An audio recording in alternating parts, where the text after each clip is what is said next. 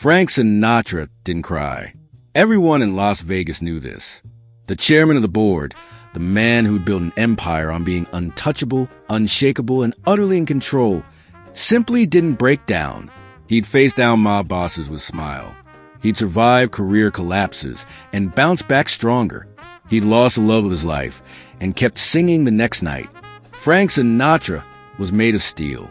But on the night of February 14th, 1982, in a locked dressing room at Caesar's Palace, Dean Martin held Frank Sinatra in his arms while the most powerful man in show business sobbed like a child. And what happened in that room, what broke Frank Sinatra so completely that night, is a story Vegas has whispered about for decades but never fully told. Until now. To understand what happened that Valentine's Day night, you need to understand who Frank Sinatra really was beneath the legend.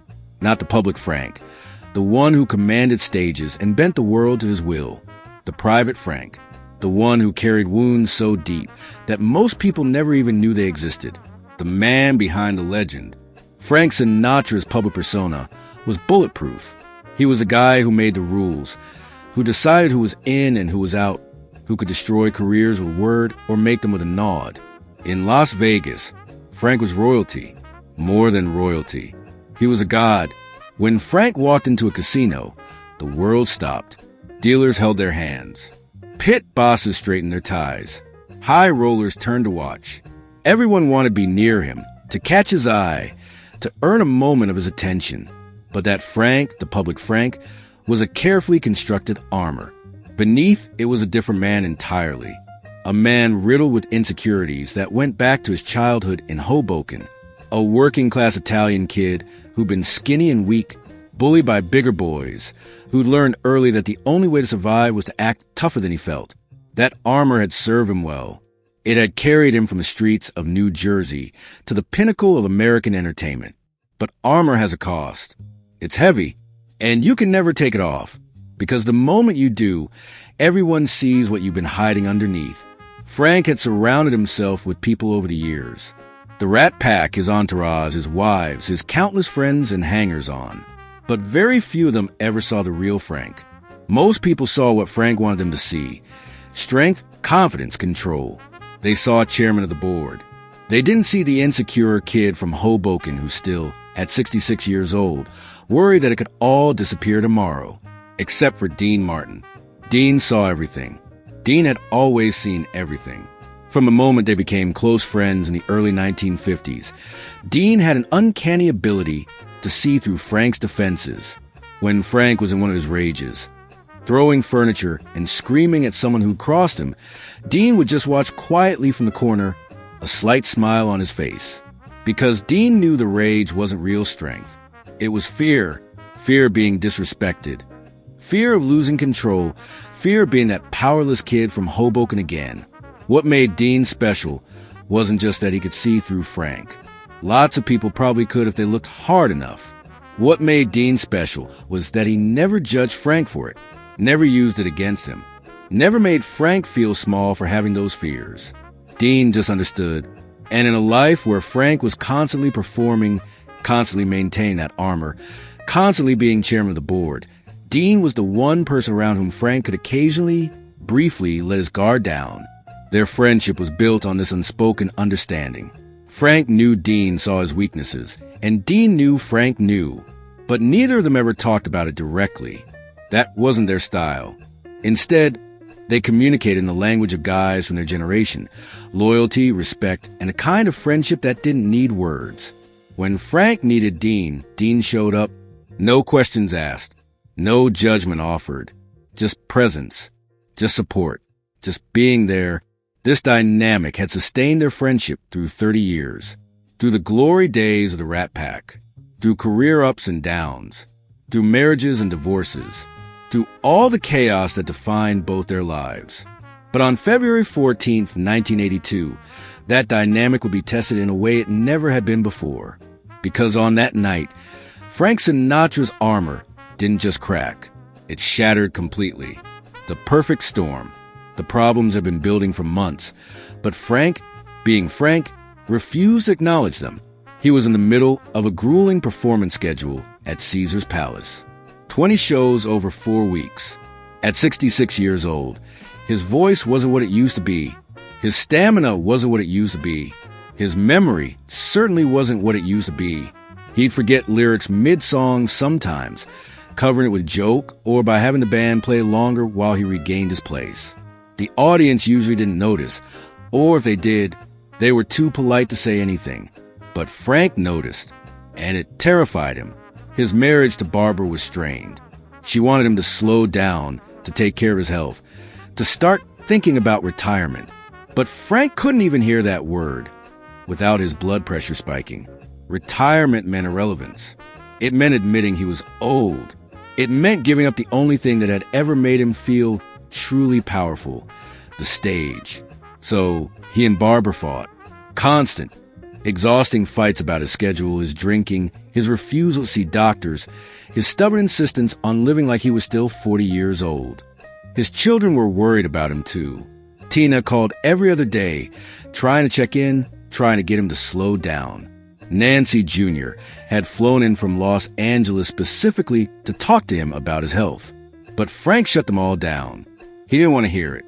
He was fine. He was Frank Sinatra. He'd always been fine, and he'd always be fine. Except he wasn't fine. His heart had been acting up. Nothing serious, his doctor said, but concerning. They'd put him on medication, told him to reduce stress, cut back on alcohol, get more rest. Frank had nodded and agreed, and then proceeded to ignore every piece of advice they'd given him. The performances at Caesars were draining him in ways they never had before. Each show took more out of him than the last. He'd come off stage exhausted, barely able to make it to his dressing room before collapsing into a chair. His conductor, worried, had suggested maybe canceling some of the remaining shows. Frank had nearly fired him on the spot. Cancel shows? Frank Sinatra didn't cancel shows. Frank Sinatra performed even if he was dying. That's what professionals did. But the real problem, the thing that was eating at Frank more than anything else, was something nobody knew about. Not Barbara, not his kids, not even his closest confidants. Frank Sinatra, the man who'd conquered the entertainment world, who'd been Hollywood and Las Vegas to his will, who'd survived everything life threw at him, was terrified that he was losing his mind. The memory lapses were getting worse. Not just forgetting lyrics, though that was bad enough. Forgetting conversations. Forgetting where he was sometimes. He'd wake up in his suite at Caesars and, for a few disorienting seconds, not know what city he was in or why he was there. The moments passed quickly, and he'd regain his bearings, but they were happening more frequently. He'd be in the middle of a conversation and suddenly lose track of what he was saying. He'd look at someone he'd known for years and blank on their name. Frank knew what this meant. He'd seen it happen to other people. His own mother had suffered from dementia in her final years. Frank had watched her decline, watched her forget who her own children were, watched the sharp, strong woman he'd known become confused and lost. And now he was seeing the same signs in himself, the same memory problems, the same confusion, the same terrifying sense of his mind slipping away from him bit by bit. This was Frank's deepest fear, not death. He'd made peace with death a long time ago. But losing his mind, becoming a shell of himself, forgetting his own life, his own accomplishments, his own identity, that was a fate worse than death. And he could feel it happening. Slowly, inevitably, it was happening. And there was nothing he could do to stop it. Frank told no one about this fear. He hid it behind the same armor he'd worn his whole life. He drank more to quiet the anxiety. He worked more to prove he was still capable. He pushed people away who tried to get close because he couldn't stand the thought of them seeing him weak. And as February 1982 wore on, as the shows at Caesars continued night after night, Frank Sinatra was coming apart at the seams. He just refused to let anyone see it. February 14th, 1982. Valentine's Day. Frank hated Valentine's Day. Always had. It was a manufactured holiday, designed to make money and make people feel inadequate if they weren't in perfect romantic bliss. This particular Valentine's Day was worse than most. Barbara was in California, visiting friends. They'd had a fight before she left. Another fight about Frank's schedule and health. She wanted him to come with her, to take a break from performing. He'd refused, so she'd gone without him, and they hadn't spoken since. Frank had a show that night at 9 p.m., his 14th of the 20-show run. He arrived at Caesars around 6 p.m., earlier than usual. He couldn't stay in his suite anymore. The walls felt like they were closing in, at least in the hotel. There were people around, distractions, things to keep his mind occupied. He went to his dressing room and tried to rest before the show, but he couldn't settle. His mind was racing, jumping from thought to thought with no coherent thread connecting them. At 7 p.m., his assistant brought him the running order for the show. Frank looked at it and felt a spike of panic. He didn't recognize half the songs on the list. Not that he didn't know the songs. He knew them. He performed them hundreds of times. But in that moment, looking at the paper, he couldn't remember how they went. The melodies, the lyrics, everything was just blank. He stared at the paper, his heart pounding, telling himself to calm down. It would come back. It always came back. Just breathe. Just focus. But the panic wouldn't subside. It was rising in his chest, constricting his throat. Frank stood up and paced the dressing room. He poured himself a drink, downed it in one gulp, poured another. The alcohol usually helped calm his nerves before a show. But tonight, it wasn't working. Tonight, the fear was too big. At 8 p.m., his conductor came to the dressing room to go over a few last-minute details about the arrangements. Frank tried to focus on what he was saying, but the words weren't making sense. His conductor was talking about tempo changes and key adjustments, and Frank could hear the words, but he couldn't process them. It was like his brain had stopped working. "Frank, you okay?" his conductor asked. Frank snapped back to attention. Yeah, I'm fine. Just tired." "You sure? You look a little pale." "I said I'm fine," Frank said, his voice sharp. His conductor nodded and left quickly. Frank sat back down and put his head in his hands. What was happening to him? Why couldn't he focus? Why was everything so foggy? At 8:30 p.m., his assistant knocked on the door. "Mr. Sinatra, you've got a visitor." "Not now," Frank said. "Tell whoever it is to come back tomorrow." "It's Mr. Martin, sir." Frank looked up. Dean was here. "Send him in." Dean Martin walked into the dressing room. And for the first time that night, Frank felt something other than panic. Dean looked like he always looked. Impeccably dressed in a dark suit, his hair perfectly in place, that easy smile on his face. But his eyes were serious. Dean had always been able to read Frank, and clearly, he was reading something now. "Hey, Pally," Dean said, closing the door behind him. "Thought I'd stop by, see how you're doing."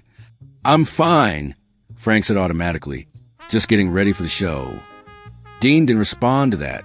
He just walked over to the bar in the corner of the dressing room and poured himself a drink. Then he sat down in the chair across from Frank and looked at him, really looked at him. That look that saw everything. "You don't look fine," Dean said quietly. Frank felt his defenses rising. "I said I'm fine, Dean. I don't need you or Barbara or anyone else telling me I'm not fine. I've got a show in 30 minutes, and I need to focus." "Okay," Dean said. He didn't argue, didn't push, just sipped his drink and sat there. The silence stretched between them. Frank tried to focus on his notes for the show, but he could feel Dean's eyes on him, that steady, knowing gaze. After a few minutes, Dean spoke again. "I saw your last show, Thursday night." Frank looked up. "Yeah? What did you think?" "You were off," Dean said simply. "Not bad, just off. You forget where you were a couple times. Covered it well, but I could tell." Frank's jaw tightened. Everyone has off nights. "That's true," Dean agreed. "But you've been having a lot of off nights lately. People are talking." Frank stood up abruptly. "Let them talk. I don't care what people say." "I know you don't," Dean said. "But maybe you should care what I'm saying." Frank turned to face him, anger flashing in his eyes. "And what are you saying, Dean? That I'm washed up? That I can't perform anymore? That I should retire and fade away like someone has been?" Dean set down his drink and stood up. He walked over to Frank and looked him right in the eyes. "I'm saying you're scared, and you're trying to hide it. and you're doing a shitty job of it." The words hit Frank like a punch to the gut. For a moment, he couldn't speak, couldn't move. All the armor he'd been holding in place, all the defenses he'd been maintaining, they wavered. Just for a second, they wavered. "I'm not scared," Frank said, but his voice came out weak, unconvincing. "Yes, you are," Dean said gently. "And that's okay, Frank. Everyone gets scared." "Not me," Frank said. "I don't get scared." "Yeah, you do," Dean said. "You're just better at hiding it than most people. But I know you, Pally. I've known you for 30 years, and I can see it. You're terrified." Frank wanted to argue, wanted to throw Dean out of the dressing room, wanted to put the armor back up and lock Dean out like he locked everyone else out. But he couldn't, because Dean was right. And worse, Dean saying out loud made it real in a way it hadn't been before. As long as Frank kept it inside, kept it hidden, he could pretend it wasn't happening. But now Dean had said it. Dean had seen it. And there was nowhere left to hide. The breaking point. "I'm forgetting things," Frank heard himself say. The words came out before he could stop them. "What kind of things?" Dean asked. Frank turned away, unable to meet Dean's eyes. "Everything. Lyrics. Names. Conversations. Sometimes I wake up and I don't know where I am. Sometimes I'm in the middle of a sentence and I forget what I was saying. It's getting worse, Dean. Every day it's getting worse." His voice was shaking now. Frank Sinatra's voice, the voice that had commanded stages and recording studios for 50 years, was shaking like a scared child's. "The doctors, they don't say anything, but I know what's happening. I watched it happen to my mother. I know the signs. I'm losing my mind. Dean, slowly, bit by bit, I'm losing everything that makes me who I am." Dean was quiet for a long moment. Then he asked, "Have you told anyone else about this?" "No," Frank said. "I can't. If people find out, if the press gets wind of it, that's it. Frank Sinatra's finished. They'll write me off. They'll say I'm done. And maybe they're right. Maybe I am done." "You're not done," Dean said firmly. Frank laughed bitterly. "How do you know? You just said yourself I was off of my last show. How long before I'm more than off? How long before I can't remember the lyrics at all? How long before I walk out on that stage? And I don't even know why I'm there." The panic was rising again, faster now, overwhelming. Frank could feel his chest tightening, his breath coming in short gasps. "I've spent my entire life building this. Everything I am, everything I've accomplished, it's all based on being Frank Sinatra. And Frank Sinatra doesn't forget lyrics. Frank Sinatra doesn't get confused. Frank Sinatra is always in control. But I can't control this, Dean. I can't stop it.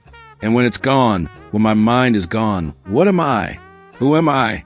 Frank's hands were shaking. His whole body was shaking. 66 years of armor. 66 years of being the strongest guy in the room. 66 years of never showing weakness.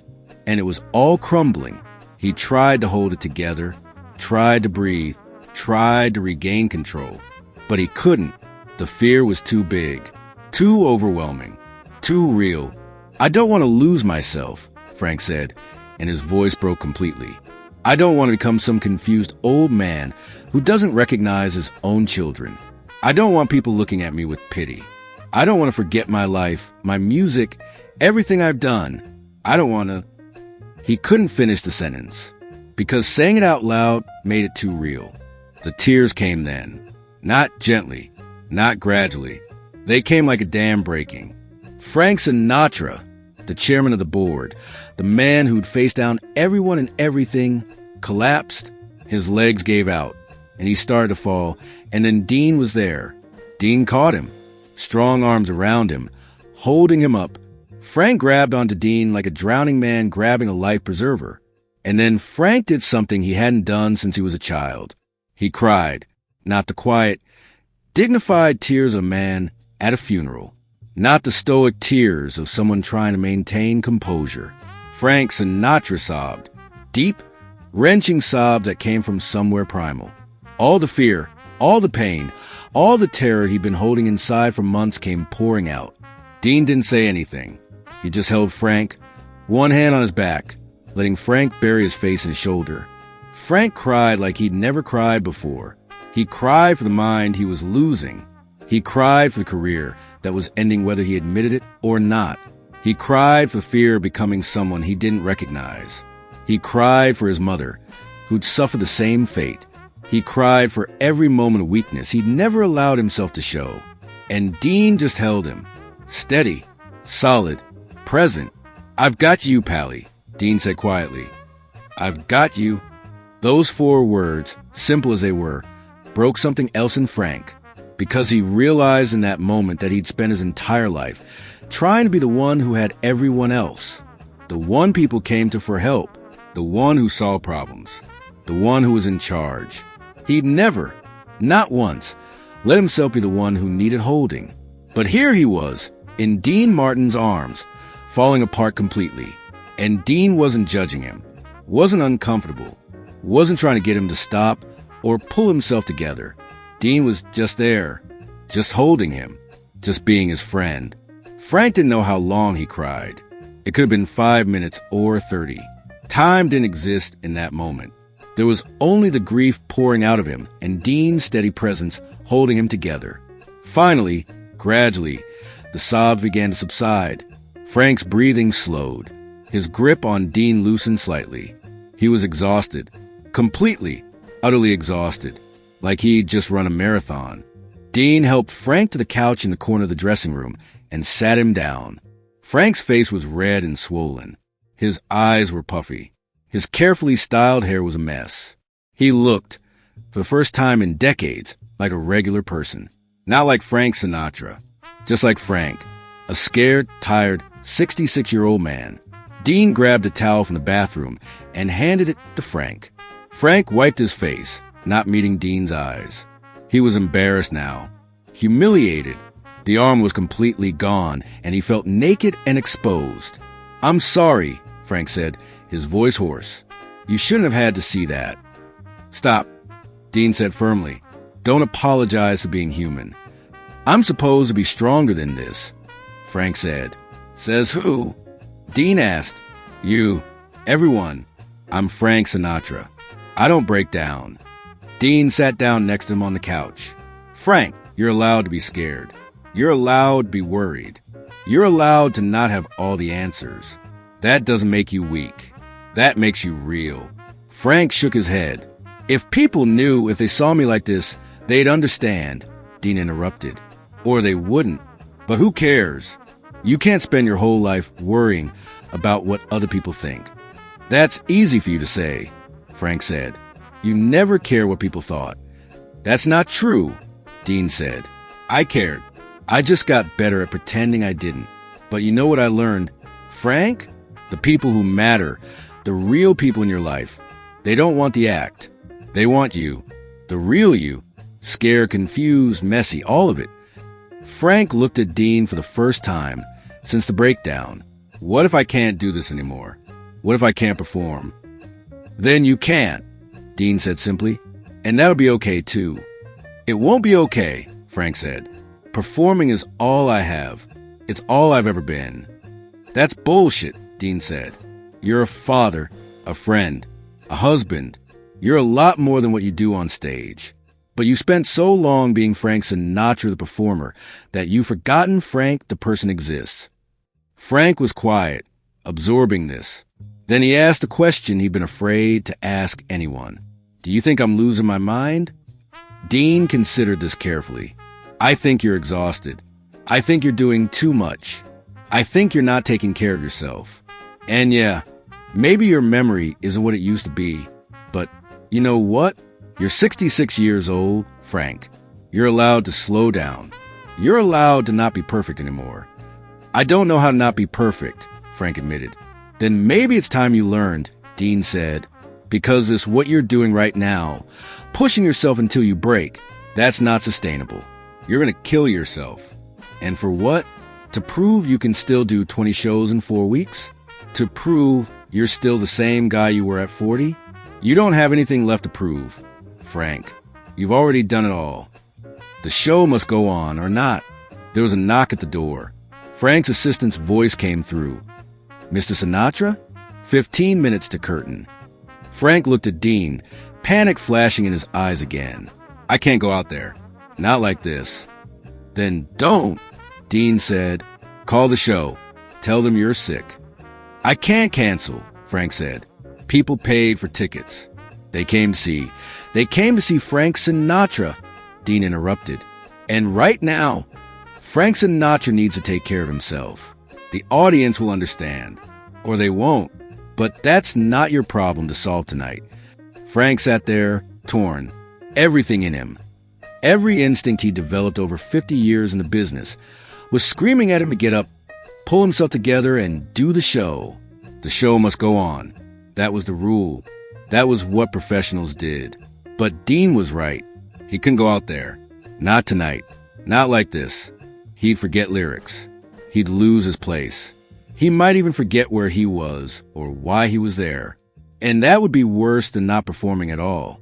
Okay, Frank said quietly. Okay. Dean stood up and went to the door. He opened it and spoke to Frank's assistant. Mr. Sinatra isn't feeling well. Cancel tonight's show. Issue refunds. Offer free tickets to another performance. Do whatever you need to do. But there's no show tonight. The assistant started to protest, but Dean cut him off. I said no show. Now go tell them. Dean closed the door and came back to the couch. What now? Frank asked. Now you rest, Dean said. When's your next show? Tomorrow night. Dean shook his head. Cancel that one too. And the one after that. Take a week off. Talk to Barbara. Talk to your kids. Talk to your doctors. Figure out what you need, not what everyone else needs from you. They'll think I'm washed up, Frank said. They'll say Frank Sinatra can't hack it anymore. Some will. Dean agreed, and they'll be wrong. But you know what? Their opinion doesn't matter.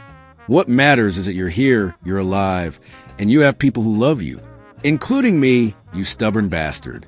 Frank managed a weak smile at that. Then his face grew serious again. Dean, what you saw tonight, what I told you, stays between us. Dean said immediately, unless you want to tell someone else. But I'm not saying a word. Thank you, Frank said, and thank you for being here. For not leaving when Frank, Dean interrupted. We're brothers, have been for 30 years. You think I'm going to leave because you cried? I wanted to see you let your guard down for decades. About time you trusted me enough to fall apart. Frank laughed at that. A Rayall laughed this time. I must look like hell. You look human, Dean said. It's a good look on you. You should try more often. They sat there in comfortable silence for a few minutes. Then Frank said, I'm scared, Dean. I'm really scared. I know, Dean said, but you're not alone. Whatever happens, whatever you're dealing with, you've got people in your corner. You've got me, the aftermath, and the legacy. Frank Sinatra did cancel his show that night, and the next 3 after that. The official statement said he was suffering from exhaustion and had been ordered by his doctors to rest. The media speculated, of course. Some said he was seriously ill. Others said he was having personal problems. A few cruel tabloids suggested he was too old to perform anymore and should retire. Frank read all of it, and for the first time in his life, he didn't care what they said. He spent that week with Barbara, who flew back from California the moment she heard. He talked to her, really talked to her, about his fears and his health concerns. She convinced him to see a specialist, a neurologist who ran a battery of tests. The diagnosis was both better and worse than Frank had feared. He didn't have dementia. Not yet, anyway. But he did have significant memory problems related to stress, exhaustion, and decades of heavy drinking. The doctor was Frank. If Frank didn't make changes, if he didn't slow down and take care of himself, the problems would only get worse. Frank started making those changes. He didn't retire, not completely, but he did scale back dramatically. Instead of grueling multi-week runs, he performed occasionally when he felt up to it. He spent more time with his family. He took up painting, something he'd always wanted to do, but never had time for. He allowed himself to be imperfect, to forget things and laugh about it instead of panicking, to be human, Dean visited often during this period, not as a fellow performer or as part of the Rat Pack, just as a friend. They'd sit on Frank's patio in Palm Springs, drinking coffee. Frank had cut way back on alcohol, and talk, or sometimes not talk, just sit in comfortable silence. Two old friends who'd been through everything together. Frank never forgot what Dean had done for him that night, how Dean had seen him at his absolute lowest and hadn't flinched, hadn't judged, had just been there, steady and solid and real. The story of what happened in that dressing room on February 14th, 1982, never became public during Frank's lifetime. Dean never told anyone, true to his word, and Frank certainly never spoke of it. But after both men passed away, some details began to emerge. People who'd been at Caesars that night, who'd seen Dean arrive and seen the show get canceled, who'd noticed Frank's red eyes when he finally emerged hours later. They began putting pieces together. The story spread through Vegas insider circles, becoming one of those legends that old-timers tell in hushed, reverent tones. What haunts Vegas about that night isn't the breakdown itself. Lots of performers have broken down over the years. Vegas has seen it all. What haunts Vegas is what it represented. It was the night Frank Sinatra, the man everyone thought was invincible, revealed that he was human, that beneath the legend was just a scared guy who needed his friend. And it was the night Dean Martin proved what real friendship looked like. Not the fair-weather friendship of people who only want to be around when you're on top, but the deep, unshakable friendship of someone who holds you together when you're falling apart. In the years after that night, Frank and Dean's friendship deepened in ways it never had before. Frank had let Dean see his most vulnerable moment, and that vulnerability had created a new level of trust between them. Frank was more open with Dean, more willing to admit when he was struggling. And Dean, in turn, began opening up to Frank about his own fears and struggles. The cool facade he always wore started to crack, revealing the real person underneath. When Dean's son died in 1987, it was Frank who held Dean together, who sat with him in the dark days after the funeral, who understood without words the depth of Dean's grief. It was Frank who kept showing up day after day, even when Dean wanted to be left alone. Because Frank remembered what it felt like to have someone refuse to leave when you were falling apart. He remembered Dean's steady presence in that dressing room, and he repaid that gift the only way he knew how. The Vegas entertainment community talks about that Valentine's Day in 1982 with a kind of reverence, not because of the drama or the spectacle, but because it was a moment of real, raw humanity in a town built on artifice and performance. It was a reminder that behind every legend, every larger-than-life personality, every untouchable star, there's just a person with fears and doubts and moments of weakness. And sometimes those moments of weakness are when we're most real, most human, most worthy of love. Frank Sinatra performed for 13 more years after that night. Some shows were brilliant, some were rough, but he did them on his own terms, without the crushing pressure he'd put on himself for so many decades.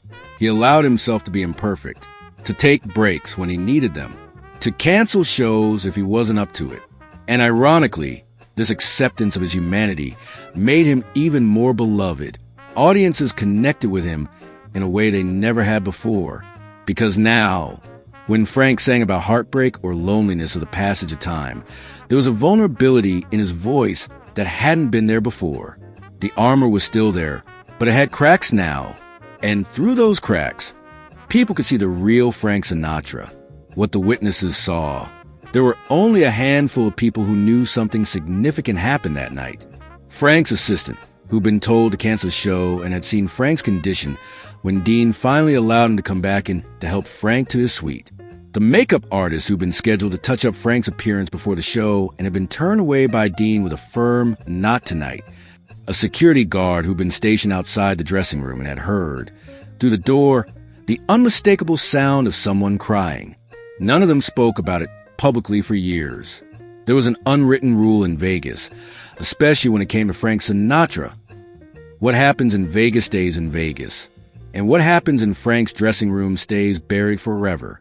But in private conversations, over drinks and quiet bars after their shifts ended, they'd talk about it in hushed tones, about how they'd never expected to hear Frank Sinatra cry, about how Dean Martin had arrived and refused to leave, about how when Frank finally emerged hours later to go back to his suite, he looked different, lighter somehow, like he'd been carrying something heavy for a very long time and had finally set it down. One of the security guards, years later, described it this way: Mr. Sinatra always walked like he owned the place. Head up, shoulders back, that confident stride. But that night, when Mr. Martin helped him out of the dressing room, Mr. Sinatra was walking different. Not weak, exactly. Just human, like he wasn't trying to prove anything anymore. And Mr. Martin, he had his arm around Mr. Sinatra's shoulders, guiding him, not like he was supporting an invalid, but like he was walking with a friend who needed someone next to him. It was one of the most powerful things I've ever seen. The entertainment director at Caesars that night, a man named Lou Pearlman, had the unenviable task of announcing to a sold-out audience that Frank Sinatra would not be performing. He expected anger, demands for refunds, the usual chaos that comes with a last-minute cancellation. But something strange happened when he explained that Mr. Sinatra was suffering from exhaustion and had been ordered by his doctors to rest. The audience didn't boo or complain. They applauded, a standing ovation for a performer who wasn't even there, as if somehow, collectively, they understood that Frank Sinatra had given them enough over the years, that he'd earned the right to take a night off, that they wanted him to be okay more than they wanted to be entertained. Lou later said that moment changed how he thought about the relationship between performers and audiences. We always think of it as transactional, he said. They pay money, we give them a show. But that night, I realized it's more than that. When someone has been giving you their heart for 50 years, when they've been the soundtrack to your life, you develop a real concern for them. That audience loved Frank, really loved him, and they were willing to go home without seeing him if it meant he'd be all right. The story spread to the Vegas entertainment community like wildfire, but in a strange way, it wasn't gossip. It wasn't scandal. It was more like a kind of collective understanding. Frank Sinatra had always been untouchable, unreachable, someone who existed on a plane above regular people. But on February 14th, 1982, he'd come down from that plane, and instead of losing respect, he gained it, because people realized that maintaining that level of performance, that level of perfection, for 50 years had required a toll they'd never considered, the bond that changed everything. In the months following that night, Frank and Dean's relationship evolved in ways that surprised everyone who knew them. The Rat Pack had always been about cool detachment, about guys who were there for the fun times but kept their emotional distance. But Frank and Dean threw that script out. They talked regularly. Real conversations, not just the surface-level banter they traded for decades. Frank would call Dean when he was having a bad day, when the memory problems flared up, when the fear crept back in, and Dean would talk him through it, sometimes for hours, with patience and understanding that seemed impossible for a man who'd built his career on appearing not to care about anything. Dean, in turn, began opening up to Frank about his own struggles, his failing marriage to Kathy, his concerns about his own drinking, which had gone from a stage prop to a real problem, his complicated relationship with his children, things he'd never discussed with anyone because Dean Martin didn't have problems. Dean Martin was the cool guy, the guy who shrugged everything off. But with Frank, he didn't have to be that guy anymore. He could just be Dean, scared, flawed, human Dean. Their friendship became a model for a different kind of masculinity, though neither of them would have put it in those terms. They were just two guys from an older generation, guys who've been taught that men don't cry and men don't talk about their feelings, learning late in life that maybe those rules were bullshit. That real strength wasn't about never breaking down. It was about having someone you could break down with, someone you trusted enough to see you at your worst and love you anyway. Barbara Sinatra noticed a change in Frank. After that night, whatever happened with Dean, Frank was different, she said years later. He was softer, more willing to admit when he was struggling, more willing to ask for help. It was like he'd been carrying this enormous weight his entire life, and suddenly he realized he didn't have to carry it alone. Dean had shown him that, and it changed him fundamentally. Other people in Frank's life noticed it too. His children said their father became more emotionally available, more willing to have real conversations instead of just issuing commands or making jokes. His business associates said he became less volatile, less prone to the explosive rages that had defined his management style for decades. He was still Frank Sinatra, still commanding and powerful and charismatic. But the edge of desperation was gone. The need to prove himself at every moment, to demonstrate his strength constantly, had been replaced by something calmer, something more sustainable. Dean's effect on Frank extended beyond their personal relationship. Frank started being more open with other people too. He did an interview in 1983 where, for the first time ever, he talked about his insecurities, about how hard it had been to go from being the biggest star in the world in the 1940s to has been in the early 1950s, about the fear he'd carried, that it could all disappear again at any moment, about the pressure of trying to live up to being Frank Sinatra every single day. The interview shocked people. This wasn't the Frank Sinatra they knew. This was someone real, someone vulnerable, someone admitting that the legend had a cost. The response to that interview was overwhelmingly positive. People wrote letters thanking Frank for being honest, for showing that even someone as successful as he would struggle with doubt and fear. A whole new generation discovered Frank Sinatra through that interview, connecting not with the untouchable legend but with a human being who'd built the legend while battling his own demons. The final years and lasting impact. When Dean Martin died on Christmas Day, 1995, Frank was devastated, but he was also grateful. Grateful that he'd had those 13 years of deeper friendship, of real connection. Grateful that he'd broken down in Dean's arms that night in 1982, and that Dean had shown him what true friendship looked like. Frank spoke at Dean's funeral, and for the first time in public, he cried. Not trying to hide it, not embarrassed by it, just openly grieving the loss of his brother. Dean Martin saved my life, Frank said in his eulogy. Not once, but many times. He saved me from myself, from my own worst instincts, from the belief that I had to be perfect to be worthy of love. He taught me that being human wasn't a weakness. It was the only thing that mattered. And I will be grateful to him for that lesson for the rest of my life.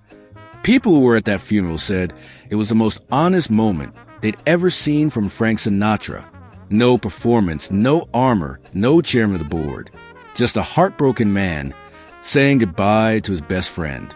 And somehow, that vulnerability made the moment even more powerful, because it showed that Frank had internalized the lesson Dean taught him that night in 1982.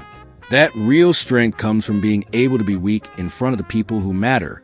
Frank Sinatra died less than 3 years after Dean on May 14, 1998.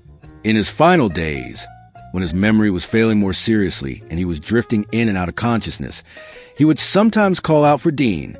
His family would gently remind him that Dean was gone, and Frank would nod sadly. But then, in one of his final lucid moments, Frank said something that his daughter Nancy never forgot. Dean's waiting for me. I know he is. And when I get there, I'm going to thank him properly. For that night. For everything. The story of what happened on February 14th, 1982, has become part of Vegas lore. But it's not told the way most Vegas stories are told. It's not about excess or spectacle or the wild antics of celebrities. It's told as a reminder that behind every legend is a person. And that sometimes the most important thing one person can do for another is simply be there. Hold them when they're falling apart. Let them be imperfect. Show them that their worth isn't tied to their performance or their strength or their ability to maintain a facade. Today, when people talk about Frank Sinatra and Dean Martin, they often focus on the Rat Pack years. The summit shows, the movies, the legendary performances that define an era. But those who know the real story, who understand the depth of their friendship, know that the most important moment between them happened when there was no audience, no cameras, no performance. Just two men in a dressing room, one falling apart and one holding him together. That's what haunts Vegas about that night. Not because it was dramatic or scandalous, but because it was real. In a town built on illusions and performances and carefully constructed images, Frank Sinatra and Dean Martin had a moment of absolute unvarnished truth. And that truth, that we all need someone who will catch us when we fall, who will see us at our worst and love us anyway, who will give us permission to be human. That's a truth that transcends the glitter and glamour of Las Vegas. It's a truth that matters just as much today as it did in 1982, maybe more. In a world where we're all constantly performing, constantly curating our images, constantly trying to appear stronger and more capable than we feel, the story of Frank breaking down in Dean's arms is a reminder that we don't have to carry everything alone, that admitting fear or weakness or vulnerability isn't the end of respect. It's often beginning of real connection. The dressing room where it happened is long gone. Caesar's Palace has been renovated countless times since 1982. But people say if you're there late at night, when the casino is quiet and the crowds have thinned, you can feel something in the air, a kind of weight, a reminder of all the real moments that have happened in a place usually reserved for performance and pretense. Some say it's Frank's spirit, still grateful for what Dean did for him that night. Others say it's just the accumulation of history, of all the genuine human moments that have happened in that space over the decades. But maybe what really haunts Vegas about that night is simpler than that.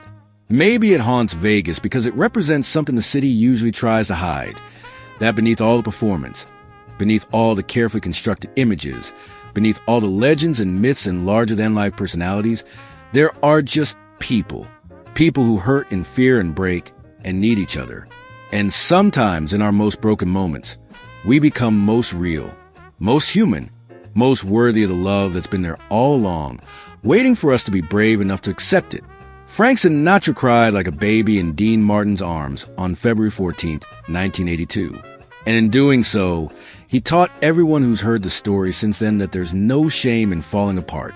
The only shame is in believing you have to hold it all together, all the time, no matter the cost.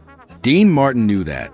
And on that Valentine's Day night, he gave his friend the greatest gift one person can give another, permission to be human. That's the real story. That's what still haunts Vegas. And that's why, decades later, people still tell the tale in hushed, reverent tones. Not because it was scandalous or dramatic, but because it was true.